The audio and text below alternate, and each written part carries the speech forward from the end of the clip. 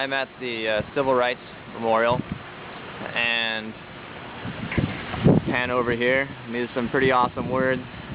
Until justice rolls down like waters and righteousness like a mighty stream. That's from Martin Luther King's I Have a Dream speech. And this is a memorial created by the same woman who created the Vietnam Memorial, Maya Lin. And this beautiful triangular piece with water flowing on it has the names carved of not only 40 people who have died over the years fighting for civil rights, but other very significant moments.